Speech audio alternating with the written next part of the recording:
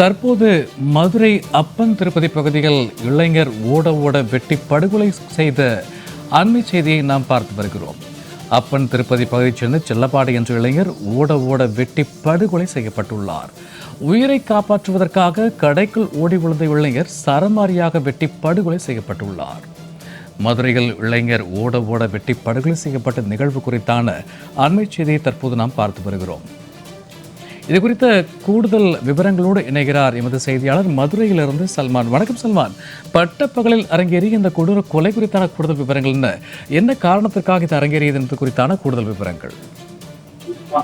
மதுரை மாவட்டம் மேல கல்லந்திரி பகுதியைச் சேர்ந்த சுதா கண்ணன் தம்பதியரின் மூத்த மகனாக இருக்கக்கூடிய செல்லப்பாண்டி என்பவர் கூலி வேலை பார்த்து வந்துள்ளார். இந்த நிலையில்தான் கடந்த 5 மாதங்களுக்கு முன்பாக ஆட்டோ ஒன்றை வாங்குவதற்காக சில நபர்களிடம் பணம் கொடுத்திருக்கிறார். ஆனால் அந்த நபர்கள் ஆட்டோவையும் கொடுக்காமல் பணத்தையும் திரும்பி தராமல் இருந்த விவகாரத்தில் பணம் கொடுக்கல் வாங்கல் விவகாரத்தில் அந்த தரப்பிற்கும் செல்லப்பாண்டிற்கும் இடையே தொடர்ந்து அந்த மோதல் போக்கு இருந்து வந்திருக்கிறது.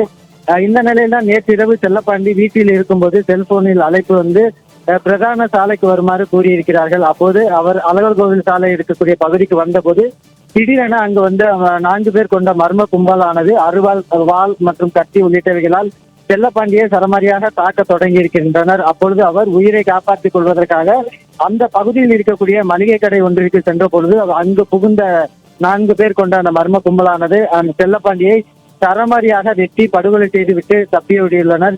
இது தொடர்பாக அப்பன் திருப்பதி காவல்துறையினர் கொலை வழக்கு பதிவு செய்து விசாரணை நடத்தி வரக்கூடிய நிலையில் செல்லப்பாண்டியினுடைய தாயார் சுதா தனது மகனுடைய கொலையை செய்த குற்றவாளிகளை கைது செய்யும் வரை தாங்கள் உடலை பெறமாட்டோம் என கூறி அவர்கள் மதுரை அரசு மருத்துவமனையிலே காத்திருக்கிறார்கள். சூர்யா, மதுரையில் இளைஞர் ஓட ஓட வெட்டி படுகொலை செய்யப்பட்ட நிகழ்வு குறித்தான கூடுதல் விவரங்களுக்கு நன்றி சல்மான்.